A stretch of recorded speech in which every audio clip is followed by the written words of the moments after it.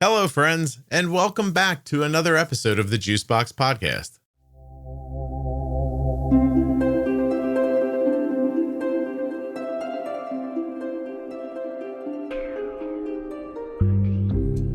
Hey, welcome back. This is the second installment of the Body Grief series with myself and Erica Forsyth. If you like Erica and you want to learn more about her, please go to ericaforsyth.com.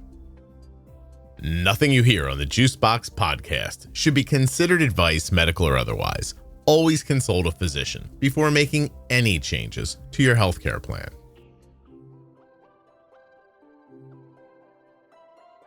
If you or a loved one is newly diagnosed with type 1 diabetes and you're seeking a clear, practical perspective, check out the Bold Beginning series on the Juicebox Podcast. It's hosted by myself and Jenny Smith, an experienced diabetes educator with over 35 years of personal insight into type 1. Our series cuts through the medical jargon and delivers straightforward answers to your most pressing questions. You'll gain insight from real patients and caregivers and find practical advice to help you confidently navigate life with type 1. You can start your journey informed and empowered with the Juicebox Podcast. The Bold Beginning series and all of the collections in the Juicebox Podcast are available in your audio app and at juiceboxpodcast.com in the menu.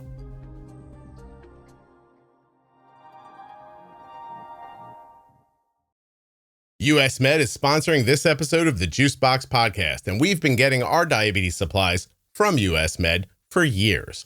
You can as well. usmed.com/juicebox or call 888-721-1514. Use the link or the number, get your free benefits check, and get started today with US Med.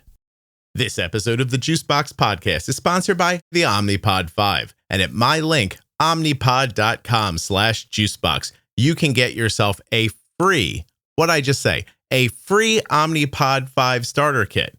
Free? Get out of here. Go click on that link, omnipod.com/juicebox. Check it out. Terms and conditions apply. Eligibility may vary. Full terms and conditions can be found at omnipod.com/juicebox. Links in the show notes, links at juiceboxpodcast.com. Erica, I'm just going to say this while we're recording. I don't know how to start this. Like, we'll figure it out together, I guess. Okay. So we've done the intro to body grief, and now we're going to kind of get into the very first episode that, expands on all the ideas that we did the overview for. But I don't know how to introduce it. So I guess I'm going to let you thumper through it for a second. Tell me. Okay. So yes, in our intro episode, we talked about what is body grief. Again, stemming and coming from the book called This is Body Grief by Jane Mattingly. And so just to review that the definition of body grief is the sense of loss and mourning that comes with living in an ever-changing body. So similarly to kind of the general grief that we are more familiar with around loss and death, there are many stages associated with that. And with body grief, there are 7 stages that we sort of introduced in our first episode. And now we're going to dive into the first stage, which is called dismissal. Okay. Is there something for me to do here, or am I going to be mostly going to be listening and then asking inane questions? Is that my job today? That's your job today. Okay. Yes. All right. Go ahead. You can listen and interject and reflect as you do. Go ahead. Go for it then. Okay. So, and as a reminder that these body grief stages are not linear, even though we are announcing them numerically and in an order. You obviously can go back and forth at any point in your life. And we are certainly talking about body grief through the lens of living with diabetes, but this also can be applied to any other issue that occurs within your body. It's just getting a cold. You might go through some of these stages, or having surgery, or changing, going through menopause. You'll experience this. So you can kind of listen to these stages through various lenses. But we'll be applying those specifically to diabetes also. And I want to reiterate, it's not like there's certain number of stages and they happen in an order. These things some of them could happen to you, all of them, some of them could repeat, that kind of thing, right? Yes. Okay. Absolutely. And so this first stage, dismissal, could occur most definitely at diagnosis. But as we get into it, you'll see where it might show up at any point in your life, as both the caregiver as well, but also for the person living with diabetes. So dismissal sounds like I'm fine. Everything's fine. Like when someone says, "How are you doing?" I'm fine. Everything's fine. But underneath that, if you are in the dismissal stage, what you're really trying to do is stay in control of the narrative when you aren't really sure what's going on in your body, right? So you're kind of ignoring, dismissing, and it is a response to fear. Now, there's a couple different reasons why. So you might be fearful. When someone says, "How are you doing?" and this is just for the example here, and you say, I'm fine, everything's fine. Maybe you're fearful of inconveniencing yourself or the other by going into detail. And this is where we're going to get into this point a little bit later when we talk about misconceptions. Okay. We might be also fearful of the future, right? When someone says, "How are you doing?" and you dismiss how you're actually doing. Are you scared of what is to come? You're not really sure. Or are you fearful that your body, the way you lived, the way you functioned, will never go back to the way you were before? So you're responding to some of that fear without maybe even knowing it.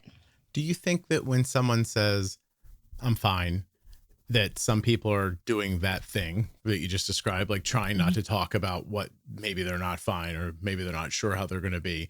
Do you think there are some people that just have an out of sight, out of mind mentality and that they really are fine? Or do you think that's still something just someone says and they maybe don't consciously realize how they feel? That makes sense?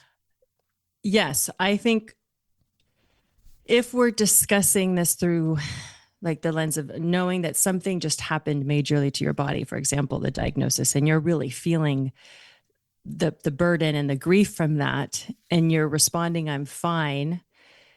I think there are two big drivers of that within the diabetes context. One is the fear of not knowing what's actually happening, and you're trying to just keep it together. Yeah. And the other one is the kind of misconception, which we'll get into.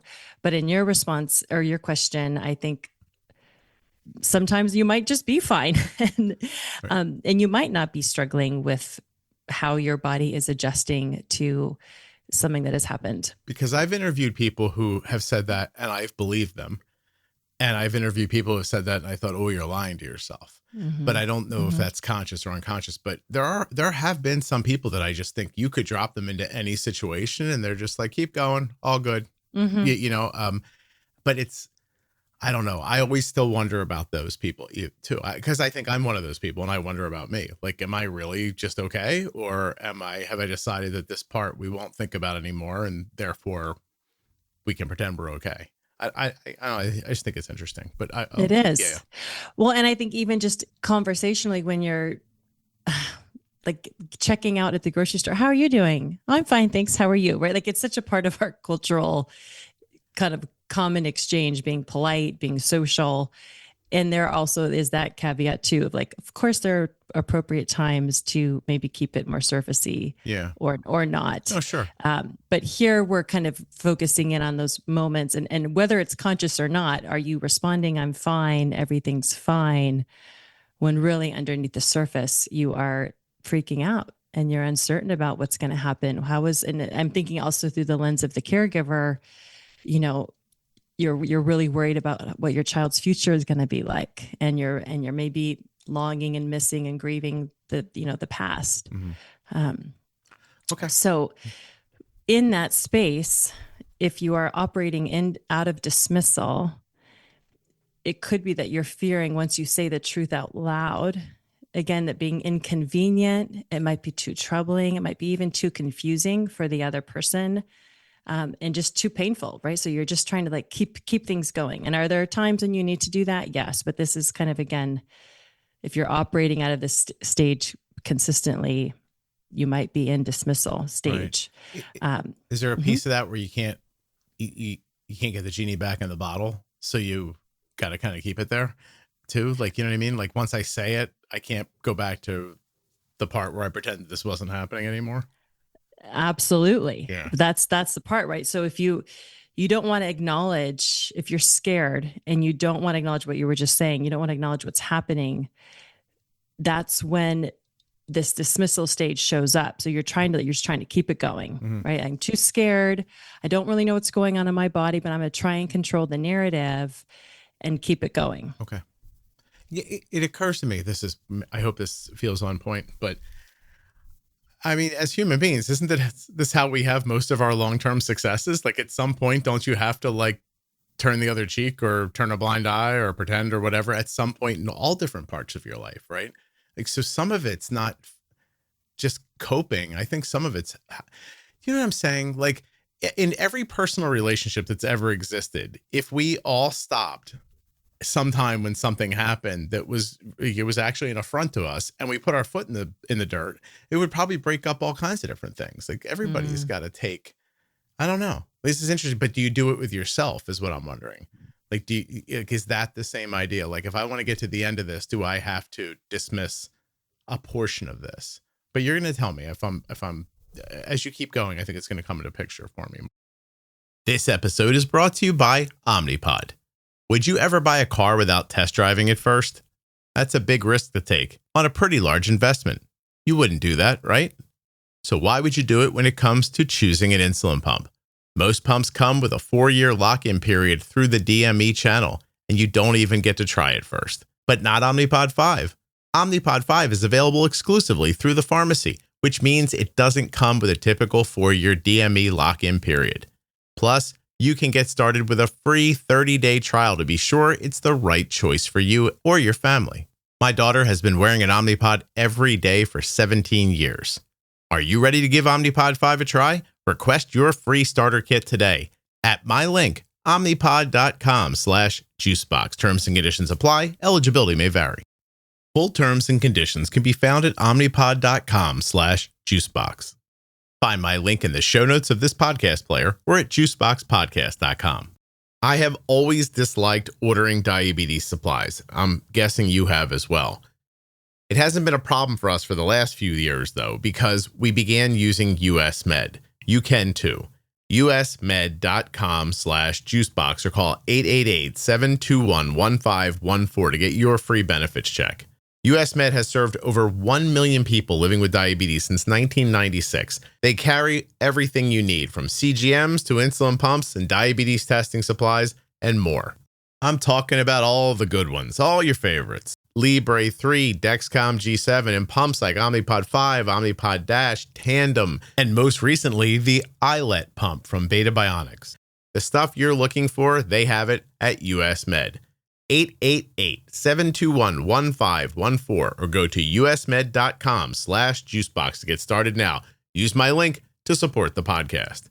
That's usmed.com/juicebox or call 888-721-1514. Yes. And I hear this. So what we're thinking, it feels confusing, maybe a little bit, or not as clear, because when we're talking about dismissal and I'm fine, everything's fine, in response to, you are experiencing grief as a result of either the diagnosis. And this is a really natural part of processing what is actually happening in your body. So this isn't like, this isn't wrong or bad, but this is really normal.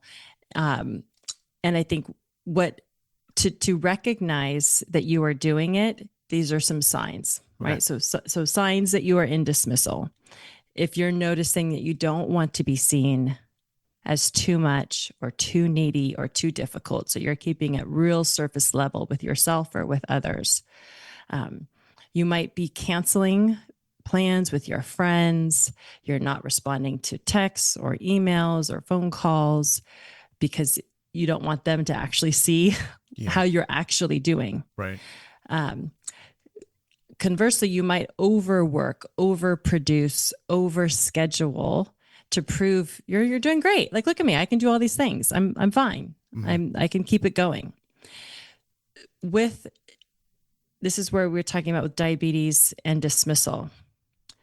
This is a really common place of pain and tension for people, particularly at diagnosis, but this happens all the time when I feel like dismissal is a tricky, a complicated stage because of this duality that we've talked about before with diabetes. Do we want to keep it private, or do we want to explain it to everyone? When someone says, "How are you doing?" and you've been up all night with lows, or you're just burnout, you're faced with this. Do I try and explain it to them how I'm actually feeling?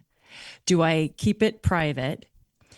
But then I'm either feeling isolated and alone in it, or I'm going to try and explain it, and maybe they aren't really going to get it. So I'm going to feel misunderstood, and their platitudes might not land the way I want them to. So then do you revert back to, I'm fine.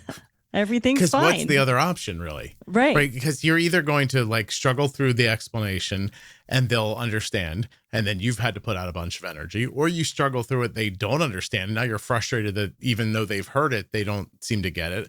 I just had this person online talk about how like one of their best friends just told them their friendship was over because they couldn't handle listening to them about their diabetes anymore. That's horrible, right? Like, so you're running that risk.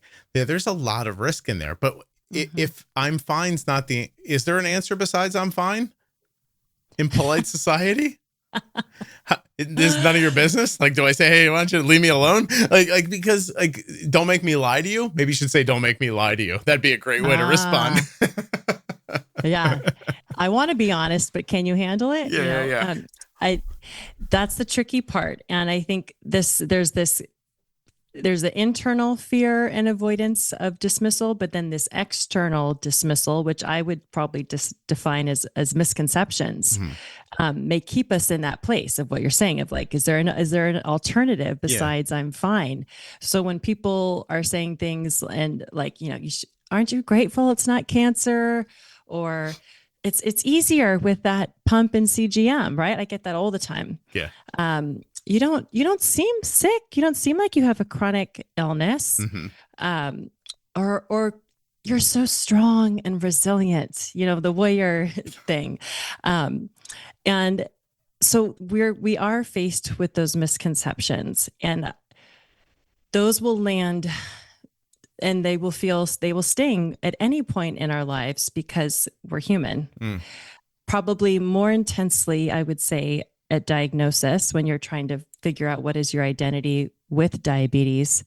But left unacknowledged, I feel like this is where we talked about in the intro episode of, this is where kind of diabetes distress and body grief, I think, kind of overlap.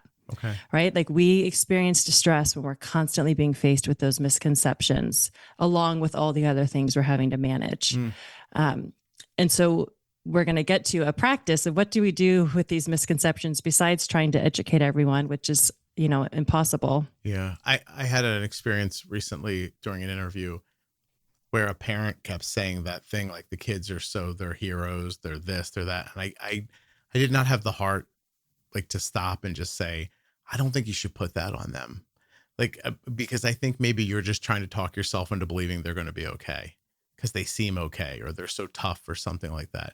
And I just always revert back to like, what's the alternative? Like, you know what I mean? Like, I don't think people are brave because they want to be. I think they're brave because they don't have any other choice in those situations. You know what I mean? Yes. Yeah. I know we've wrestled with this, the phrase of that you're a T1D warrior, or, whatever kind of warrior. I think that's positive, and I totally affirm and encourage that. Yes. And there also has to be space for the kid to say, or for yourself to say, this sucks. Yeah. This is hard. Top line. Like, I'm a warrior and it is hard. Yeah. Top line. And I mean, that person's intention, and I think everybody's intention who says it's incredibly positive. I just think that sometimes you have to look downstream a little bit to see how it might be, received by the person who you're describing that way, who probably does not feel brave or strong. Or maybe doesn't want to be. Right. Or doesn't want to be, or is pretending to be, or whatever. It's a lot to put on another person. You know what I mean? Yes. Yeah. And I think that nurturing and encouraging and speaking those words out loud is positive, because it's a positive thing for yourself as the caregiver or the person living with diabetes. But you always get to acknowledge the other side, or else then it feels like, well, there's no space, there's no room. I'm not allowed to feel anything else besides I'm brave and resilient and strong. But what if I don't want to be? What if I hate being like that today? Yeah. Um, No, I hear it. I also feel it for the people on the other side of it, who it's often friends, family, loved ones, your parents, somebody who is really worried about you. And I don't think they can handle thinking that you're not somehow a superhero in this scenario, right? Like I've said before, like some of the most together people I've ever met have type 1, right? Because it feels like they have a ton of perspective. But I think that's true. I think they've been through a lot and they have a lot of perspective. I'm not saying they wanted the perspective. Like, like I say sometimes, like, I feel like I have the perspective of like a 95-year-old man. I had it when I was like 30. I didn't want it though. Like, you know what I mean? Like I would have liked to have learned about life the same way everybody else does, not through 17 horrible things that happened very quickly over a 24-month period. So anyway, okay. All right. Where do we go from here? How do we fix this? No, I'm sorry. Well, we don't fix our I body know. grief. We have to work through it, Scott. Okay. Yes. All right. How do we work through it?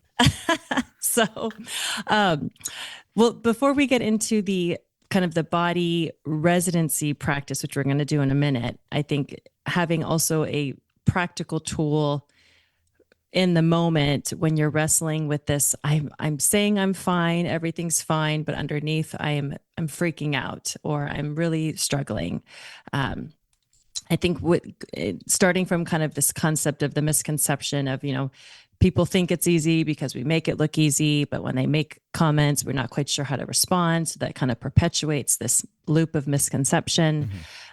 One of my favorite statements that I make and I practice with my clients is when they say, how are you doing? Or they'll ask questions about the pump and the CGM, and consider or hope that it's easier.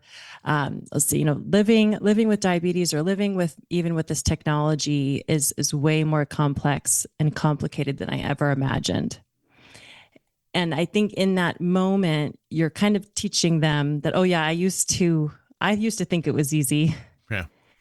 Until I got it. Right. You put it on, and then I realized it's really hard. You kind of put it on yourself a little bit. Like I felt that way too, until I got into it here, and it's nice. There's value in it, but it doesn't just make it easy. You do see people say that about the pumps, especially like, oh, well, it just takes care of everything, right? Like that's a real interesting misconception. Like, I wish. Yeah. That'd be awesome. Or having something prepared. And again, it feels really intense in the beginning. And I think, wrestling with that, people are not understanding how hard it is. So either I'm just going to say I'm fine when I'm not, or when I try and speak something out and say how I'm actually feeling, they're not really understanding. And they'll say, oh yeah, I was sick too once, or I struggled with this other thing. And then you're left with feeling alone. And so deciding in those all of these micro moments of how do I want to respond, it will get easier over time when someone says, oh, can you eat that cookie? And I'll be like, heck yeah, I can. I'm going to have two. But these moments, as I've shared a lot of these examples, I know over the years, they still stick with me. Right. I still remember almost all of them. Do you ever they sting less. Do you ever have two cookies just to show them you can when you don't want one? Can you have one of those? You're like, I'm going to grab another one now. What do you think of that? Yeah. Or, just recently a friend was traveling abroad and they said, what can you bring back? And they were going to, I think it was Switzerland. I said, oh, can you bring me back some chocolate? And they said, oh, can you eat chocolate? I said, oh yes, I love dark chocolate. Just keep it nice and simple. Yeah. Don't explain it. Just, yeah. Yes. So, but then I want to validate that type of comment. I've been living with type 1 for 35 plus years. I know that would really bring me down, be like, that person, how do they not know? They know me. Yeah. And I still feel that. I still feel like, wow, they don't, but then it's, choosing just to respond to say, yes, I can, and moving on will feel easier at some times than others. You would have responded differently when you were younger, you think? I probably would have shut down and not talked to anybody. Yeah. Oh, really? Okay. But inside would have been really angry, or, the shame around that. You shouldn't be eating that. Right. But I think, and then deciding if it is a good friend to say, well, actually, I can eat, and deciding, do you want to explain more? Yeah. How much do you want to go with that person? Current day, when you ask for somebody to bring you chocolate home from Switzerland, as an example, do you know that the follow-up is going to be that? Are you already prepared for when you ask for the chocolate, they're going to say, oh, can you have chocolate? Or do you not think of it that no, consciously? I was surprised. Oh, it took you by surprise? Yeah. Okay. Yeah. Yes. So I think that I'm kind of constantly surprised around the misconceptions, even with my close friends. Do the levels, who I always feel the worst for are the people whose parents still don't get it. That's just a certain level of like, just, are you kidding me? Like my mom still doesn't understand this. I grew up with this and she doesn't get it. Like I've seen people be, I think, extra damaged is the word that keeps coming into my head, but like extra impacted by that, so interesting. So as a friend of yours, you expected would not say that. And you said the right thing. You said what you meant to say. Look at you. Oh, wait, what? I mean, your response was, oh yeah, I can have that. I love dark chocolate. Yeah. I love dark chocolate. And then we didn't go into it. I could have, and then it just, the subject changed. But the fact that I'm bringing it up and I remember it also means, it landed somewhere in my heart. Right. But you didn't go, are you kidding me, Patty? Are you out of we have known each other for 15 years. You didn't do that, right? Like start stomping your feet. You're like, that's it. We're done. Son of a bitch. So I mean, it does happen, and having prepared responses, and over time you're going to hear it more. And so then you also have that practice. Okay. Anyway, went a little bit off topic, but what can you do having those responses prepared? And then secondly, going back to, what do you do with that feeling? There's one response. You could have that verbal response in the moment, but then maybe when you go home and you're just feeling like either isolated or misunderstood or invalidated, you want to engage in those feelings. I know, Scott, you joke about like, well, how do we fix this? So we can't fix it, but we can feel it. And so engaging with the body grief, engaging with the feelings, means meeting your body where it's at right now. So we're gonna do something that if you're driving, I encourage you not to do it. So maybe you can pause and listen to this later. But we're gonna do a body scan exercise, because one of the practices that is encouraged if you're noticing that you're in dismissal is to practice body residency. Okay. Which means really kind of like what maybe some of you already do, like body scans, mindfulness, mindful eating, stretching, yoga, grounding exercises, anything where you are actually pausing and engaging and connecting with how your body is physically feeling, how your body is emotionally feeling. And it can be done 60 seconds. You could take an hour. But that's what we're going to do right now. Is that okay? Yeah, I'd love to. I was worried, like when you said you can't do it while you were driving, I was like, I hope this is a pants on thing. I don't know what's happening right now. Go ahead. All right. So what are the steps?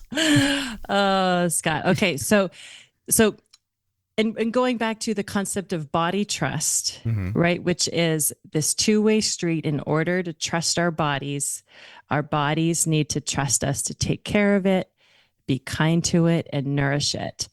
And that is the concept that Jane talks about, that we're always trying to return to body trust. All right. So in order to trust our body needs to trust us to take care of it. So when you're feeling like you're in this dismissal stage, you can check in and engage with your body. And that is part of processing through the body grief. So we're going to do a body scan right now. Am I going to close my eyes? I'll do it. Yes, you are. Okay. Right. I'm going to lead you through this. All okay. Right, my eyes are closed. So I'm going to invite you, if you can just take a minute to get to a place where you can sit down and close your eyes. and place your feet on the floor. Just notice your feet on the floor. Got it. Notice feeling your back up against the chair. Mm-hmm. And you can be relaxed and take a deep breath in through your nose and hold, and out through your mouth. And continuing to take deep breaths, I invite you to place your hands either on your stomach or your heart or your legs. I chose my heart. Yes. And just notice the warmth of your hands wherever they are. Just notice the warmth of your hands over your heart or your stomach or your legs, wherever they're resting. And just feel that connection. And continuing with the deep breath, notice any places of tension in your body. My neck. Your neck. Mm-hmm. So you can take a deep breath in and you can roll your neck around comfortably and slowly. For many of us, we keep a lot of tension in our neck and shoulders. You might want to take a deep breath in and roll your shoulders up and back down and breathe out. And keeping your eyes closed and your body relaxed, I'm going to read some affirmations that you can read to yourself or say to yourself in your mind. It is normal and healthy to grieve. It's okay not to have the answers today. My body is changing and I am safe. I know my body and my body is wise. And if any of those affirmations seemed to resonate or stand out for you, just take another deep breath in and holding on to those words. And exhale. And when you're ready, you can open your eyes and return to the room that you're in. That was really nice. Seriously. I might come back and listen to this again. Yeah. So that was a bit rushed, just for the sake of, for this. Yeah, sure. For being right. on the podcast. But it's something that you can do. Honestly, a body scan is something that a lot of people build into their daily rhythm. In the morning, you could take 60 seconds and just connect with your body, noticing if comments are coming up from the day, whatever feelings or sensations you have, and just connecting with them. So you're not fixing it or doing anything besides just acknowledging them. Yeah.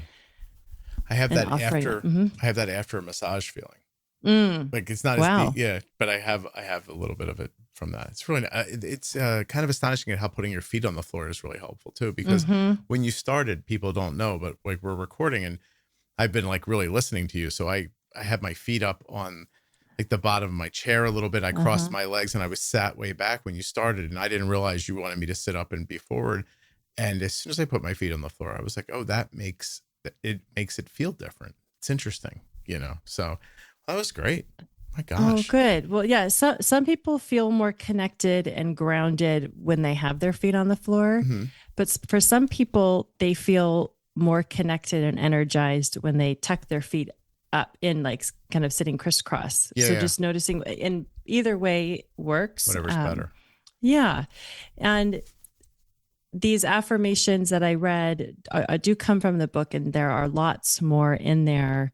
But I think having, two kind of memorized mantras, maybe something to say to people who make comments that are not trying to be ignorant, but maybe land as ignorant, having that ready, but then also having an internal mantra like, I know my body and my body is wise, or my body is changing and I am safe, having something to kind of ground and comfort yourself. And and acknowledging how you're doing and feeling is also really helpful. I chose my body is changing and I am safe as my repeat at the end, just in case people are wondering. So that was really lovely. That's right from the book, the Body Grief book? Yes, those affirmations are. Might sell a couple books because that was bizarre. Listen, as soon as we talked about it last time, I ordered one for Arden. So I'm going to put it's a good book on her Christmas gift pile. So that is Dismissal. Yeah. If you have time, I think we should go into Shock and keep going. Okay. Yeah. Let's keep going. All right. Okay. So the second stage, but again, might not follow Dismissal immediately, but as we're talking about it, Shock sounds like it is. And this might, if you're speaking it out, might sound like I'm overwhelmed. I can't do this. This feels intolerable. That also to me sounds a little bit like burnout. Okay. But if we're thinking about it from either, original, stages of diagnosis or at another point in your journey with diabetes, it often will show up when there's no more room for dismissal or denial, right? Like there's you've said I'm fine one too many times and you are about to explode. And actually Jane calls it the shock is the embodiment of a reality check, which I kind of love that, right? Like you've been kind of going, and there's been all this kind of these feelings that have been percolating underneath. And when shock shows up, it can feel very overwhelming, very violent, and almost feeling like, is this the end of life? Or is this the end of what I felt like my life was going to be? And oftentimes there's a fear of allowing yourself to feel shock that you won't come out of it, right? Like and that's why you kind of are trying to stay in dismissal or denial of like how you're actually doing or feeling, because you feel like, oh no, if I actually feel what I'm feeling, am I ever going to pull myself out of this shock stage? So this kind of wrestling again, like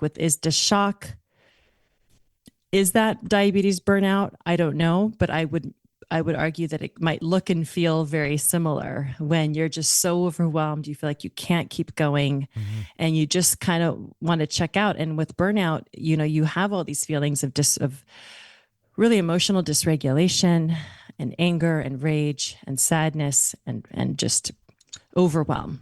Yeah. And that's what shock can look like too. That's such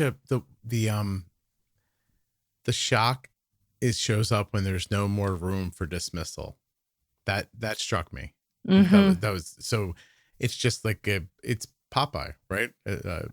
What did he say? It's all I can stand. So I can't stand no more. Oh, nice. Yeah. And then, right? Is that Popeye? I don't know, but I know that phrase. Yeah. I think that's what it made me feel like. Like that made me feel like when my wife is like, I can't. I've taken this shit long enough. And so in diabetes specifically, you're dismissing, and then you can't dismiss anymore. And then you have to give it away. And that's when it appears like you're not paying attention any longer. That's the burnout. Yes. And I think with signs that you might be in shock, you are kind of surprised, like you're kind of blindsided by these intense feelings of anxiety, the intense feelings, fear of the future. And you might notice yourself disassociating more, like with numbing, with entertainment, drugs, alcohol, food. You might be distracting. Okay. You're maybe just scrolling mindlessly on your social media. You're overscheduling. So you're trying to numb the feelings.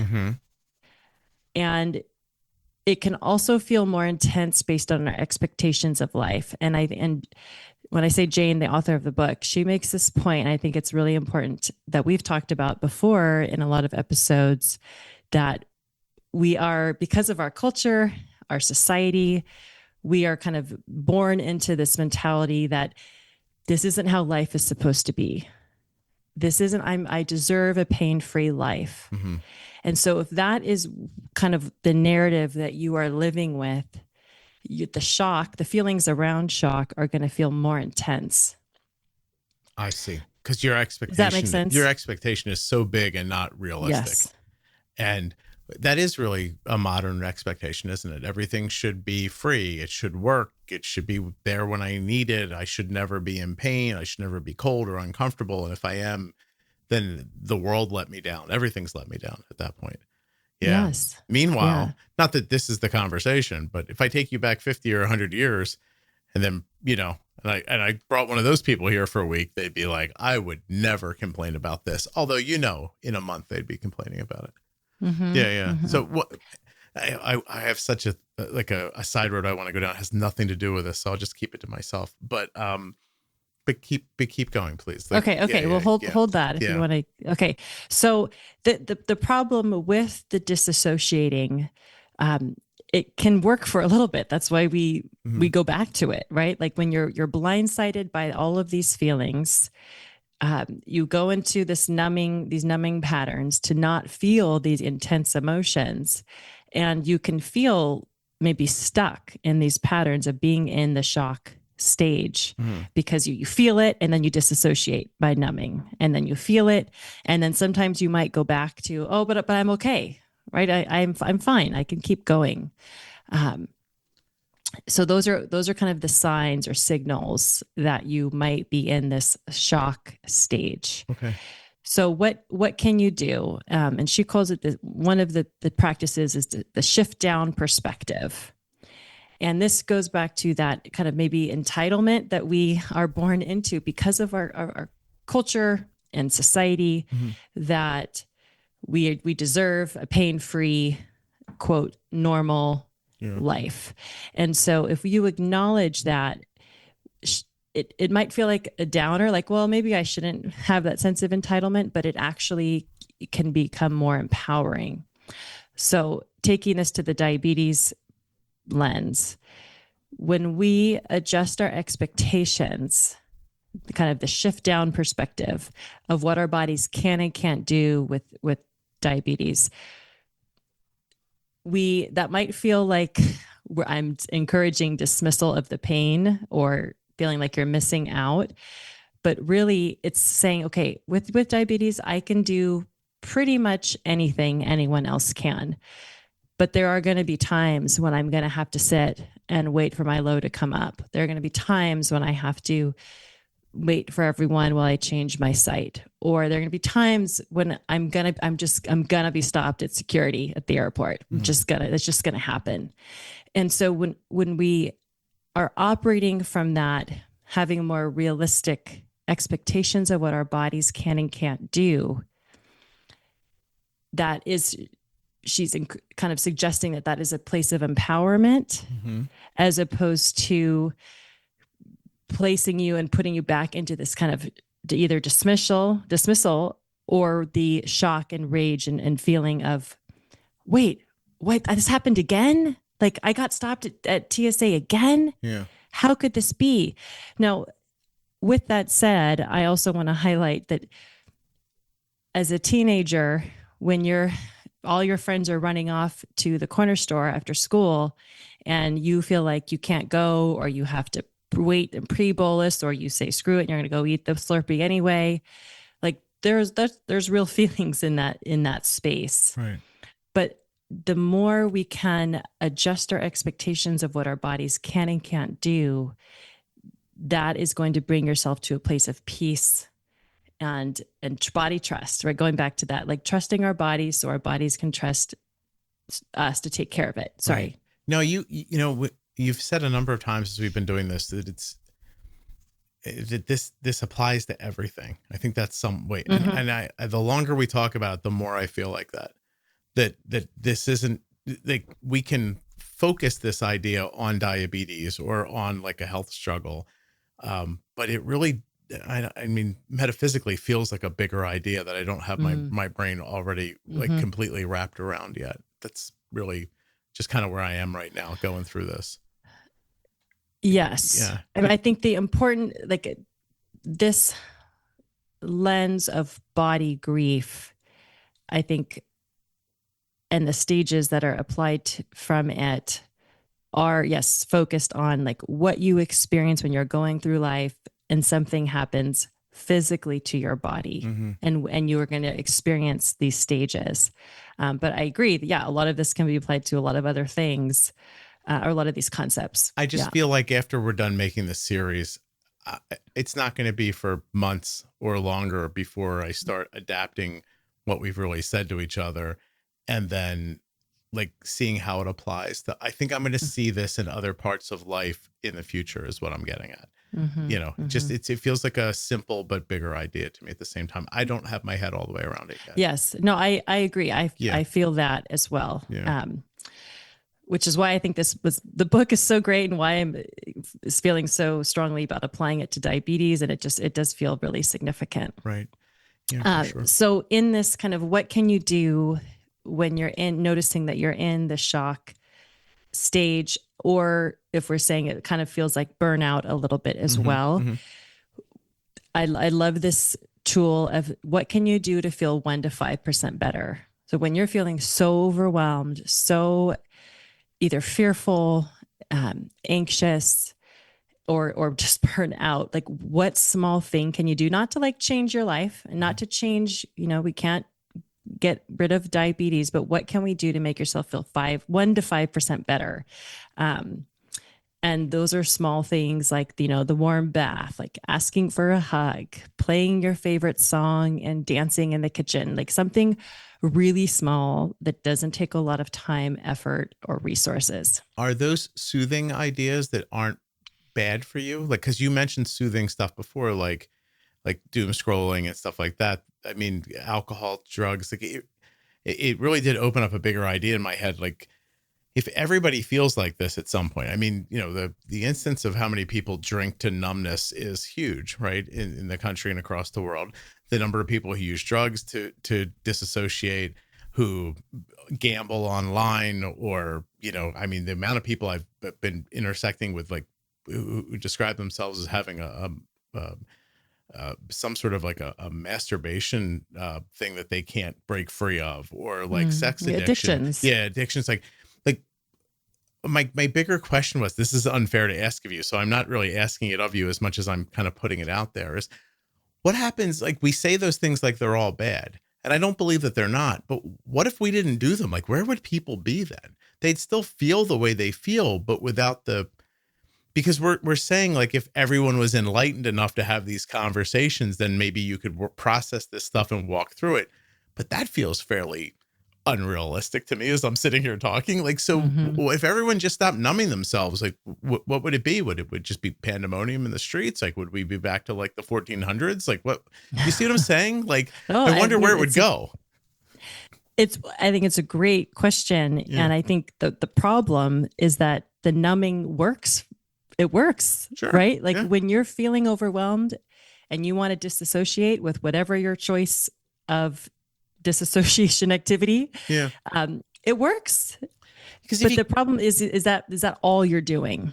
Right. No, obviously you don't want to just be ignoring yourself into the grave. Like, but when you stop and even look how people's lives are set up with like television, for example, like just forget before social media, you get to the end of the day, maybe you're disappointed with your job choices. Maybe you're looking across the room at a spouse you wish you didn't get married to. You look at your dumb kid, like who knows what, like, your dog limps, whatever is pissing you off, right? And you're like, let me turn on Archie Bunker's place and have a beer and get the hell out of this, right? Like maybe that's, and I don't know, like it feels very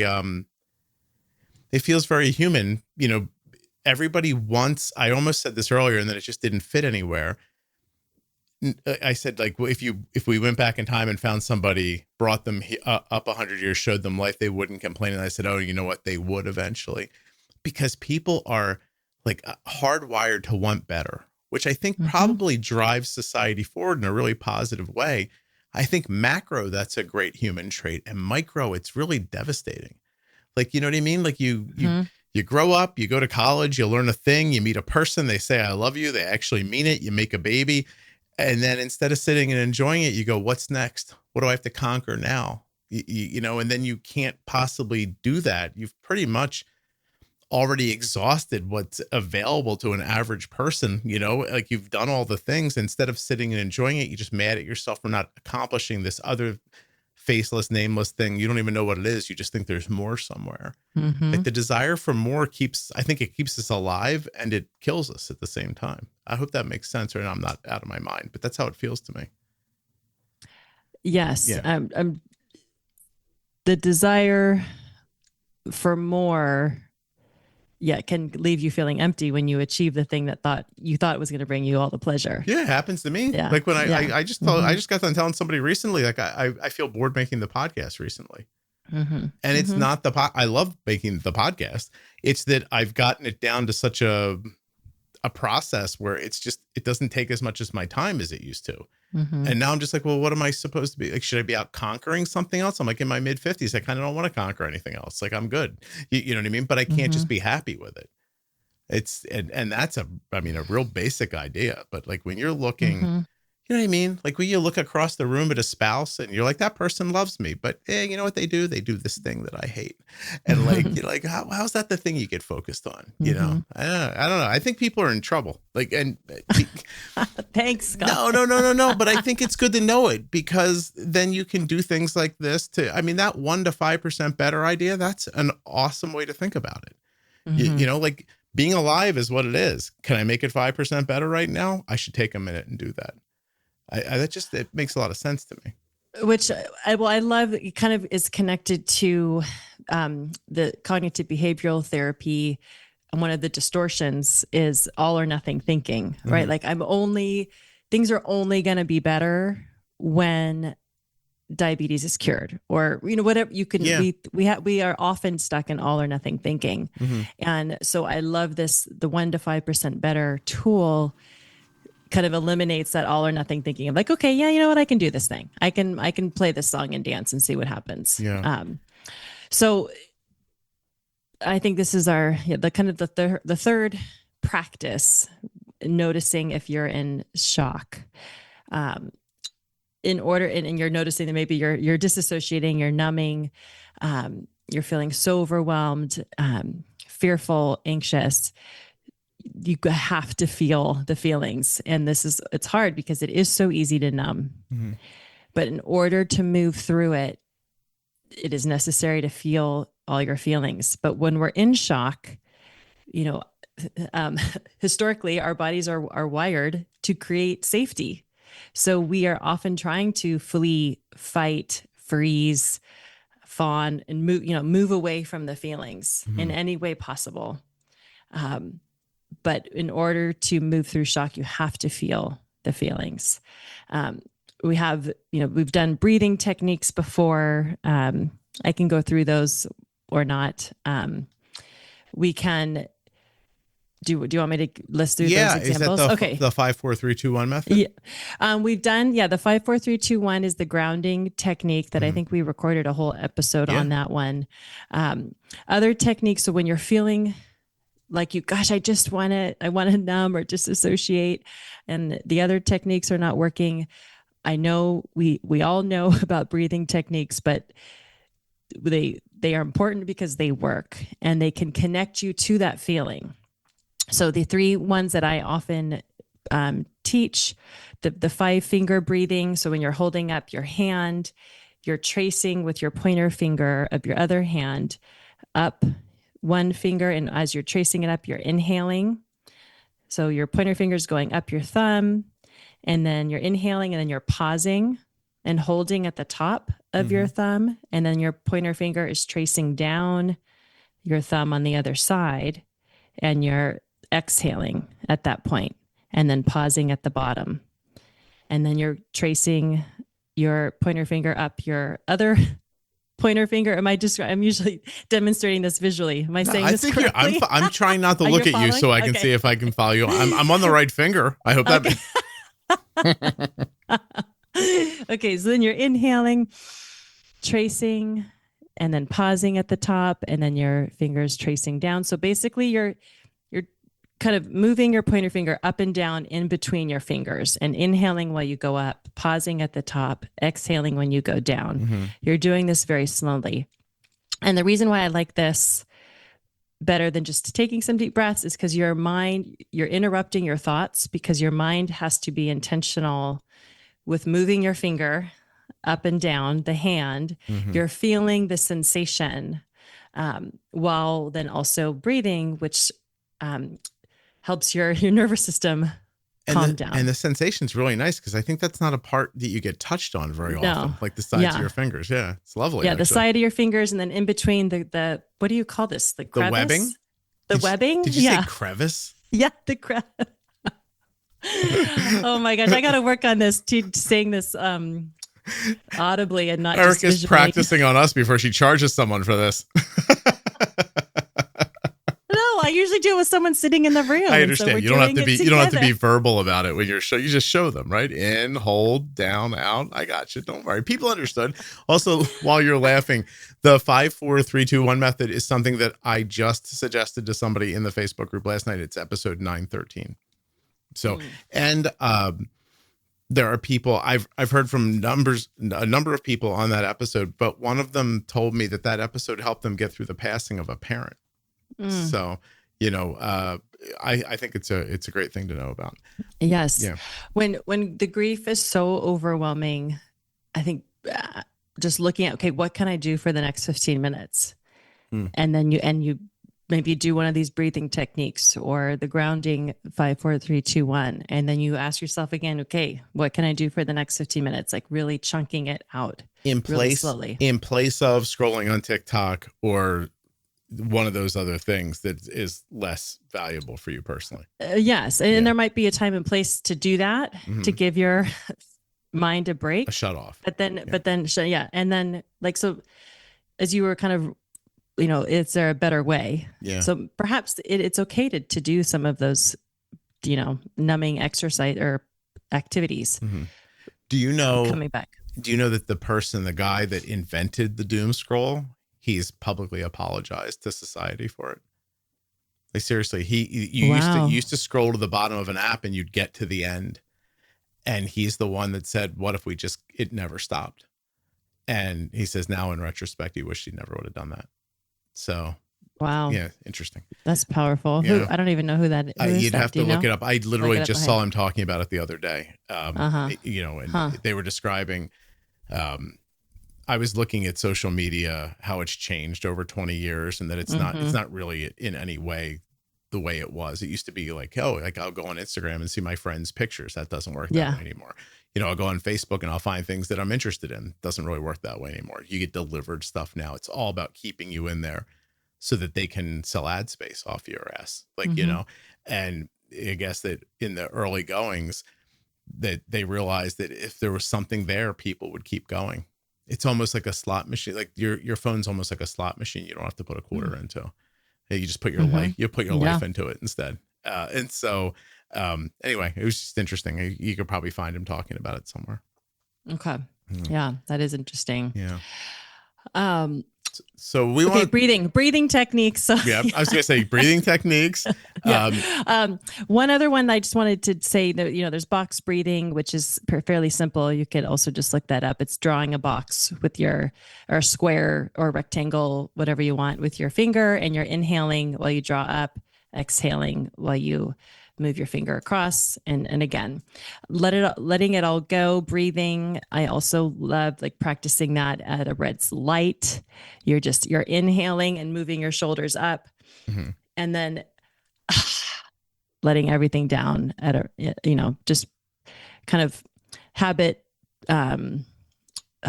sharing. That's not the right word. Doing things at the same time. I do the double inhale thing to fall back asleep if I wake up in the middle of the night and I get in that spot where your brain starts racing. I actually had this happen to me last night where it was like 2 a.m. and I thought I should just get up and start living again.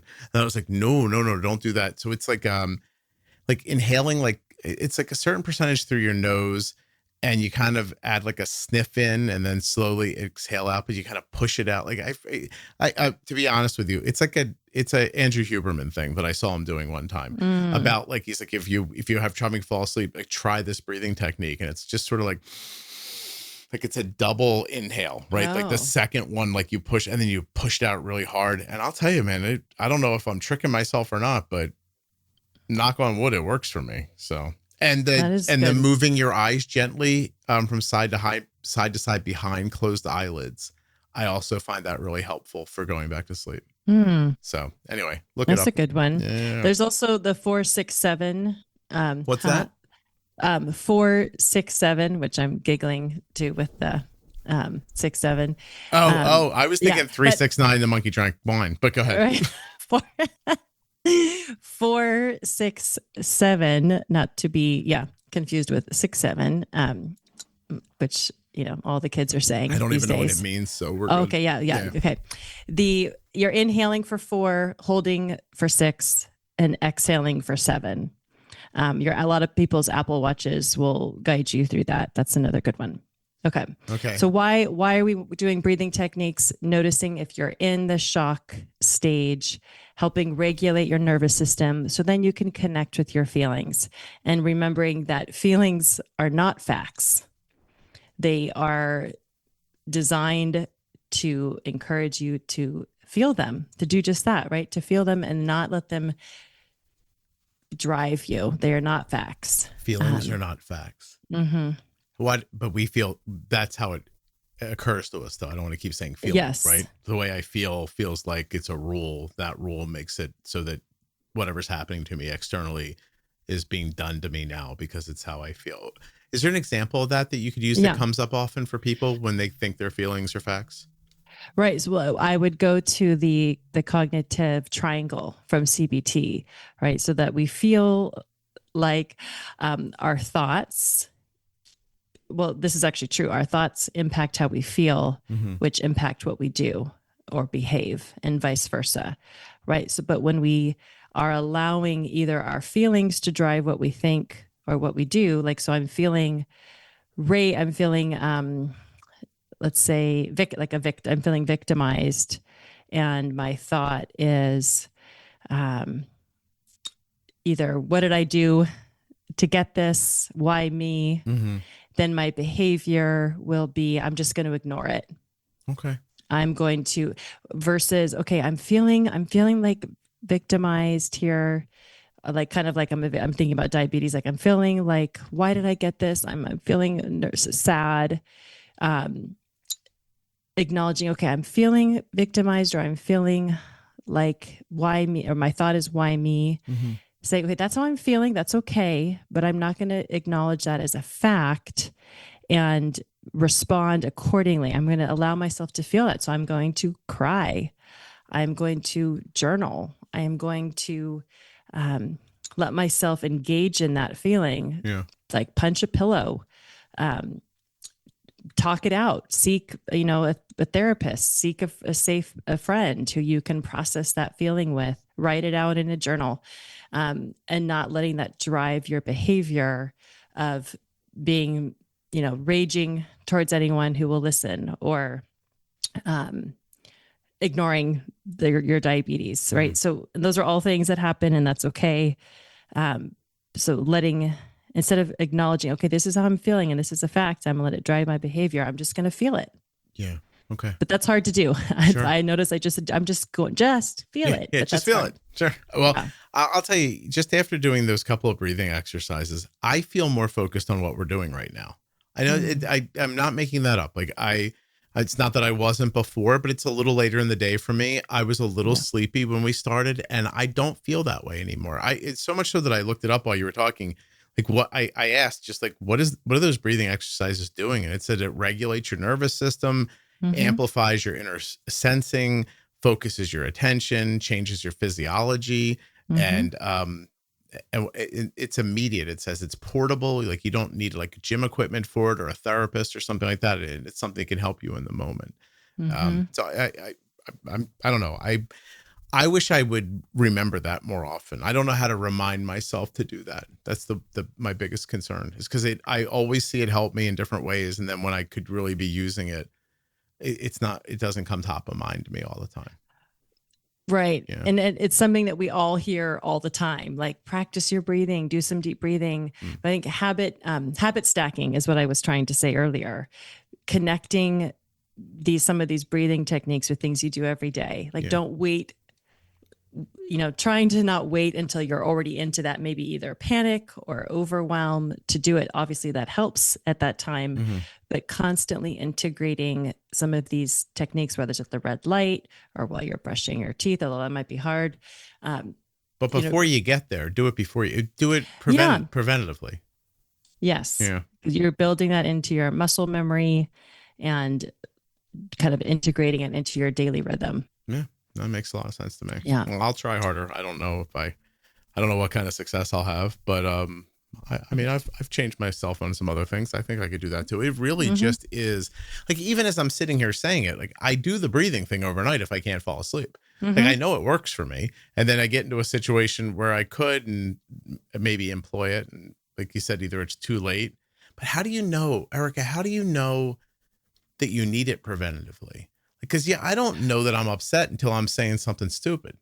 Like, you know what I mean? Like if you would, if 5 seconds before I pop off like an idiot, you said to me, "Hey Scott, how are you feeling?" I'd be like, I'd say I'm fine. Right. Okay, so how am I supposed to see? Should I put myself on a schedule, as the British would say, so it doesn't happen? You know what I mean? What would you do? Oh, I think that is. How do you do it before you need it? I think that's part of the just integrating it into like any kind of, behavioral pattern so that your body remembers. Like, so now, your body remembers to do it at night when you wake up in the middle of the night, because you now have done it a couple times and you have maybe found success with it. So the more you practice during the day, even when you quote unquote don't need it, it is built kind of into your kind of basically your neural pathways of like, oh yeah, when I deep breathe, I feel this way. Yeah. I feel more alert, more grounded. My nervous system is more regulated. So is that going to also cue you when your heart rate starts to go and people are making comments and you're wanting to pop off? No, I mean, it's hard to do when you're already starting to be elevated and escalated, but eventually the more you can kind of have that awareness. It's hard to deep breathe when you're about to engage into, a conflict. It makes you wistful for the time when we just punched each other and then it was over. So, which I didn't live through even, but, and I'm half joking and half saying that like, we're like, we like human beings are learning stuff, building, growing, moving away from older ideas, and that continually happens over and over again. You don't get to choose what part you're born in. Like you don't get to choose if you're the like six shooters in the street part, or if they're the just like we'll just hit each other till one of us dies part and then you win, or if you're in the part where you have to go to therapy and do breathing exercises. Like it makes me wonder, like, what's the part I missed? Like, what did I just miss by being born in 1971? Like if I was born in 2040, like, where would people be then? Like, because I'm not going to know, right? Like, what is that? Like 15 years from now, I'll be 80. Yeah. I mean, I'll be alive, but, I'm making finger quotes. And so, like, I'm not going to be digging into the new things that's going on at that point. I'm just going to be, like, wondering how Drew Carey is still running The Price is Right when he's 125 years old. And, like, so, like I wonder, I'm always going to wonder. I've said this thing a million times. I would give away the last 10 years of my life to come back for a year every 10 years just to see like what's happening, like moving forward. And I wouldn't want to go way in the future because I think it would fry my brain and I wouldn't be able to keep up with it. But just for the next 100 years, I'd love to see it just a little bit here and there. Like, well, how did things change? I think I could conceptualize that at least.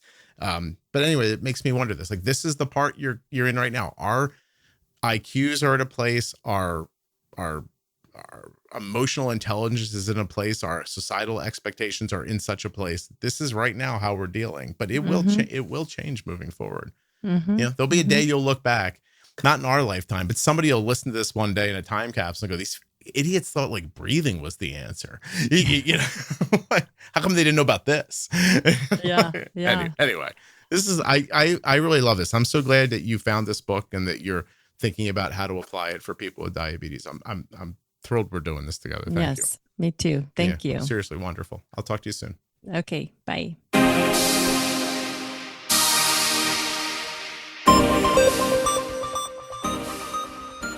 US Med sponsored this episode of the Juicebox Podcast. Check them out at usmed.com/juicebox or by calling 888-721-1514. Get your free benefits check and get started today with US Med. A huge thanks to my longest sponsor, Omnipod. Check out the Omnipod 5 now with my link, omnipod.com/juicebox. You may be eligible for a free starter kit, a free Omnipod 5 starter kit at my link. Go check it out, omnipod.com/juicebox. Terms and conditions apply. Full terms and conditions can be found at omnipod.com/juicebox. Check out my algorithm pumping series to help you make sense of automated insulin delivery systems like Omnipod 5, Loop, Medtronic 780G, twiist, Tandem Control IQ, and much more. Each episode will dive into the setup, features, and real-world usage tips that can transform your daily type 1 diabetes management. We cut through the jargon, share personal experiences, and show you how these algorithms can simplify and streamline your care. If you're curious about automated insulin pumping, go find the Algorithm Pumping series in the Juicebox Podcast. Easiest way, juiceboxpodcast.com, and go up into the menu. Click on series, and it'll be right there. Thank you so much for listening. I'll be back very soon with another episode of the Juicebox Podcast. If you're not already subscribed or following the podcast in your favorite audio app like Spotify or Apple Podcasts, please do that now. Seriously, just to hit follow or subscribe will really help the show. If you go a little further in Apple Podcasts and set it up so that it downloads all new episodes, I'll be your best friend. And if you leave a 5-star review, I'll probably send you a Christmas card. Would you like a Christmas card?